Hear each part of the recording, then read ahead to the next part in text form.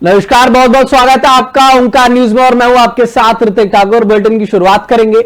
पश्चिम बंगाल की मुख्यमंत्री ममता बनर्जी केंद्र सरकार की तानाशाही के खिलाफ 29-30 मार्च को दिल्ली में अंबेडकर प्रतिमा के सामने धरना देंगी।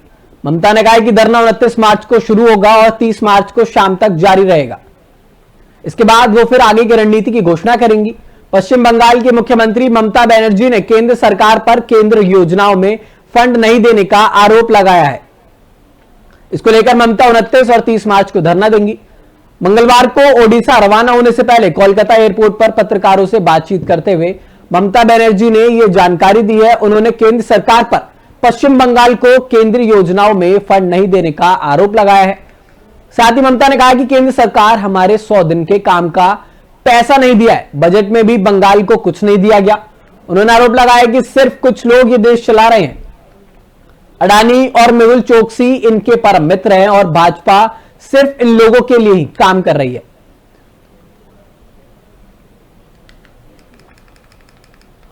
तो आपको बता दें, केंद्र सरकार के खिलाफ ममता बनर्जी धरने पर बैठेंगी। आपको बता दें 29 और 30 मार्च को यह धरना दिया जाएगा। पश्चिम बंगाल की मुख्यमंत्री ममता बनर्जी केंद्र सरकार की तानाशाही के खिलाफ यह धरना करने वाली हैं। 29 और 30 मार्च को दिल्ली में अंबेडकर प्रतिमा के सामने धरने पर बैठेंगी ममता बनर्जी।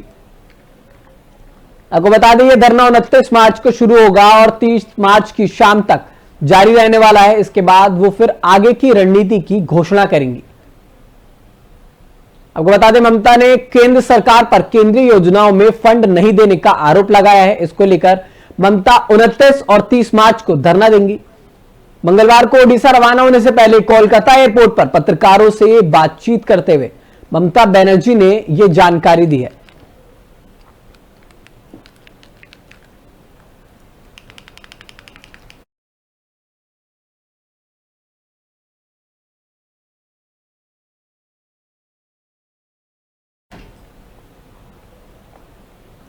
तो वहीं दिल्ली के मंडोली जेल में बंद महाठग सुकेश चंद्रशेखर अब दानवीर बनना चाहता है।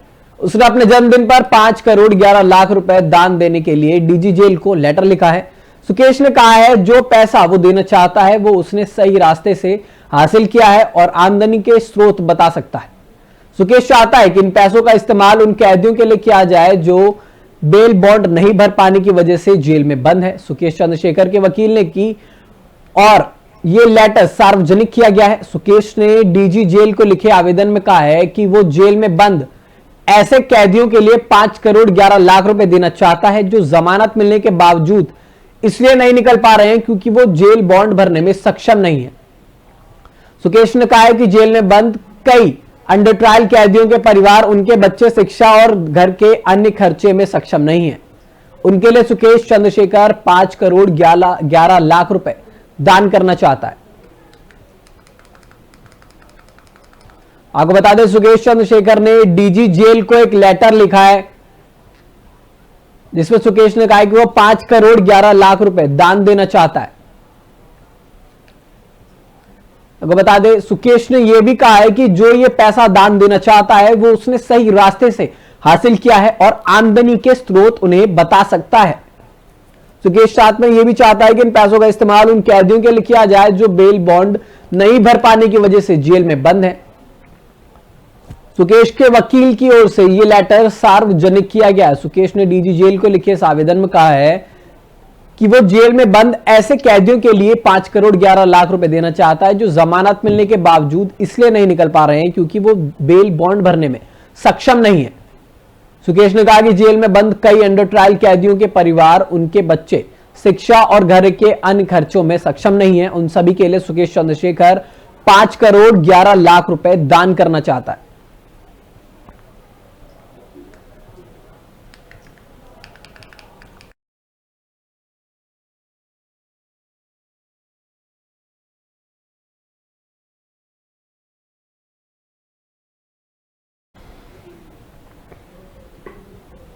तो वही बात करेंगे बिहार की, जहां बिहार स्कूल एग्जामिनेशन बोर्ड ने इंटर के तीनों संकायों का रिजल्ट जारी किया है।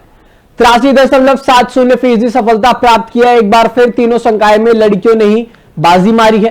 पूरे देश में रिजल्ट जारी करने के बिहार के एक बार फिर पहले स्थान पर रहा है। विज्ञान संकाय में आयुषी नंदन ने प्रथम स्थान प्राप्त किया है। सौम्य शर्मा ने वाणिज्य संकाय में अव्वल रही। हर्षनी कुमार पाठक ने कला संकाय में प्रथम स्थान पर रही हैं। और बताते चले कि 11 फरवरी 2023 तक हुए बिहार बोर्ड इंटर परीक्षा में इस वर्ष कम से कम 13,04,586 विद्यार्थी शामिल हुए थे। आपको बता दें 13,04,586 विद्यार्थी इस बार परीक्षा में शामिल हुए थे, जिनका रिजल्ट आ चुका है। आपको बता दें इस रिजल्ट में इस बार लड़कियों ने बाजी मारी है। आपको बता दें रिजल्ट जारी किया गया है, जिसमें 83.70% सफलता प्राप्त की गई है। 3 संकायों में लड़कियों ने बाजी मारी है। पूरे देश में रिजल्ट जारी करने में बिहार एक बार फिर पहले स्थान पर बना रहा। विज्ञान संकाय में आयुषी नंदन ने प्रथम स्थान प्राप्त किया है। सौम्य शर्मा ने वाणिज्य संकाय में अव्वल रही है, तो वही रंजनी कुमार पाठक ने कला संकाय में प्रथम स्थान पर रही। बताते चले 11 फरवरी 2023 तक हुए बिहार बोर्ड इंटर परीक्षा में इस वर्ष 13,04,586 विद्यार्थी शामिल हुए हैं।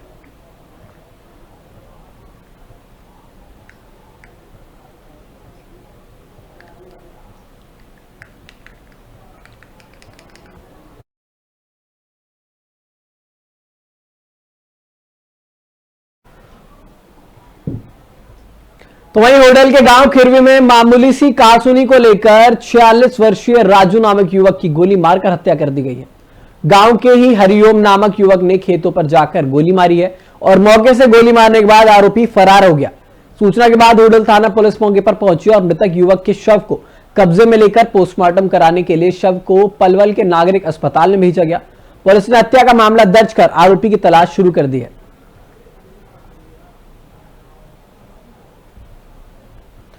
आपको बता दें पलवल की यह घटना है। हम आपको बता रहे हैं कि मामूली कहासुनी में राजू नामक युवक की गोली मारकर हत्या कर दी गई है। होडल के गांव खिरवी में यह विवाद हुआ है, जहां पर कहासुनी को लेकर 46 वर्षीय राजू ने एक युवक की गोली मारकर हत्या कर दी है। गांव के हरिओम नाम के युवक ने खेत पर जाकर यह गोली मारी है और मौके से गोली मारने के बाद आरोपी फरार हो गया। सूचना के बाद होडल थाना पुलिस मौके पर पहुंची और मृतक युवक के शव को कब्जे में लेकर पोस्टमार्टम कराने के लिए शव को पलवल के नागरिक अस्पताल में भेजा गया। पुलिस ने हत्या का मामला दर्ज कर आरोपी की तलाश शुरू कर दी है।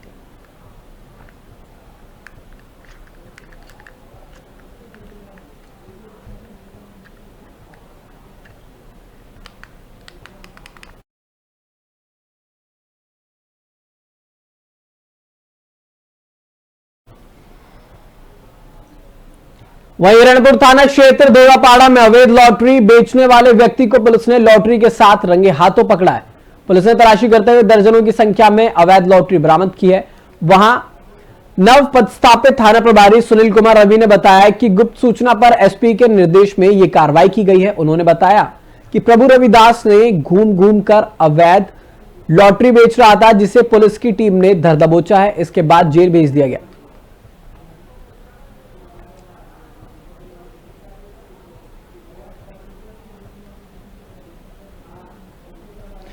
तो आपको बता दें हिरणपुर थाना क्षेत्र के देवापाड़ा में यह अवैध लॉटरी बेचने वाले व्यक्ति को पुलिस ने रंगे हाथों गिरफ्तार किया है।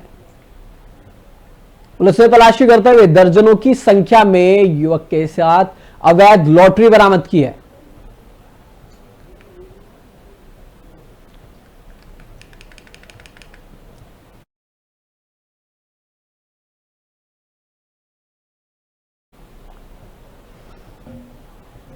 तो 1 जनवरी 2018 की रात को पलवल में 3 घंटे के अंदर एक के बाद एक 6 लोगों की हत्या कर पूरे इलाके में सनसनी फैलाने वाला साइको किलर नरेश धनखड़ को एडीजी प्रशांत राणा की अदालत में फांसी की सजा सुनाई गई।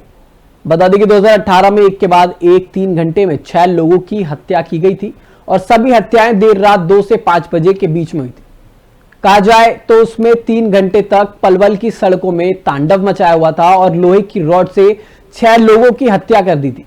इस घटना के बाद पूरा शहर सख्ते और दहशत में रह गया था। जानकारी के अनुसार हत्यारे ने उस रात सबसे पहली हत्या पलवल अस्पताल में बेड पर सो रही महिला मरीज की लोहे की रॉड से की थी। उसके बाद उसने 5 लोगों को रास्ते में मारा है। फिर आगरा रोड और मीनार गेट के बीच में एक चौकीदार को मारा। इसके बाद आरोपित ने अस्पताल में एक महिला की हत्या कर दी।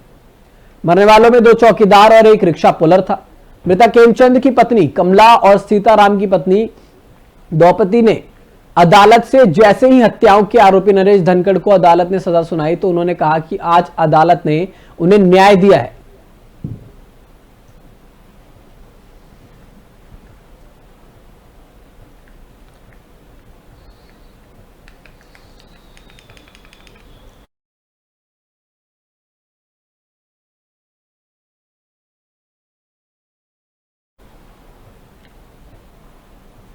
तो गाजियाबाद के थाना विजयनगर गैंगस्टर में वांछित चल रहे 50,000 के इनामी फहीम को क्राइम ब्रांच टीम ने गिरफ्तार किया है। फहीम हापुड़ का रहने वाला है और गाजियाबाद समेत मेरठ, नोएडा और आसपास के अन्य जनपदों में चेन, नकदी, कीमती सामान आदि की लूट की घटनाओं को अंजाम दिया करता था।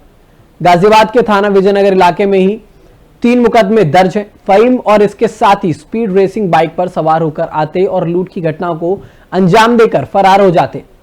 लूट की घटनाओं में लूटा गया ज्वेलरी आदि का सामान अपने साथ दीपक, जो कि ज्वेलर्स का काम करता था, वो दे गया है।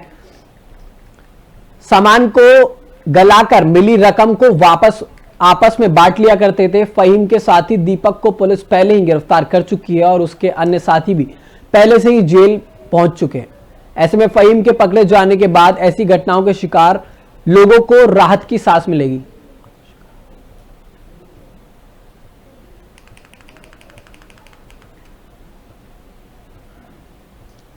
तो आपको बता दें 50,000 के नामी गैंगस्टर को पकड़ लिया गया है। गाजियाबाद के थाना विजयनगर में गैंगस्टर में वांछित चल रहे 50,000 के नामी फहीम को क्राइम ब्रांच की टीम ने गिरफ्तार किया है। फहीम हापुड़ का रहने वाला है और गाजियाबाद समेत मेरठ, नोएडा और आसपास के अन्य जनपदों में चेन, नकदी, कीमती सामान आदि की लूट की घटनाओं को अंजाम दिया करता था।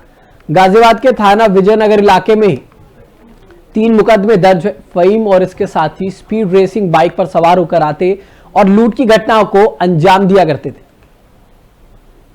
आपको बता दें लूटी गई ज्वेलरी आदि का सामान अपने साथी दीपक, जो कि ज्वेलर्स का काम करता है, वो दे दिया करता था। वो सामान को गलाकर उसके द्वारा जो रकम होती थी वो आपस में बांट लिया करते थे।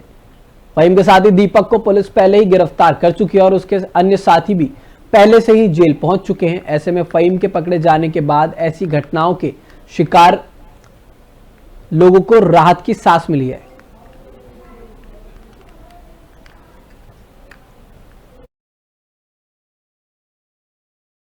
गैंगस्टर की जो अभी तक घटनाएं गैंगस्टर में जो मुकदमे पंजीकृत है वो यही विजयनगर थाने के ही है और इसी जनपद के हैं और इस पे पूछताछ में जो भी सूचनाएं मिली है उस पर आगे की कार्रवाई। तो प्रशासनिक लापरवाही के चलते पिछले 1 महीने से डबुआ कॉलोनी के लोग पानी की समस्या से परेशान हैं। घरों में या तो पानी आता ही नहीं है और आता है तो सीवर का पानी आ रहा है। इसी को लेकर आज डबुआ कॉलोनी के लोगों ने नगर निगम कार्यालय पहुंचकर प्रदर्शन किया और साफ पानी देने की गुहार लगाई है। फरीदाबाद नगर निगम की बात है, जहां पर जमा ये लोग नगर निगम अधिकारियों की लापरवाही के शिकार हैं। लोगों की माने तो पिछली काफी समय से उनके इलाके में पानी की समस्या है। पहले तो पानी आता ही नहीं और अगर कहीं पानी आ रहा हो तो वहां सीवर का पानी आ रहा है। लोगों के मुताबिक पीएनजी पाइपलाइन डालने के दौरान सीवर की लाइन टूट गई है, जिसके चलते पानी की समस्या पैदा हुई है। लोग पिछले काफी समय से अधिकारियों के आगे गुहार लगा रहे हैं, लेकिन बार बार उन्हें आश्वासन दिया जाता है कि लेकिन समाधान नहीं होता है। लोगों के मुताबिक उन्हें रोजमर्रा के कामों के लिए भी पानी खरीदना पड़ रहा है, जिसके चलते उनका बजट पूरी तरह से बिगड़ गया है। वहीं पानी ना होने के चलते पूरा जीवन अस्त व्यस्त हो चुका है।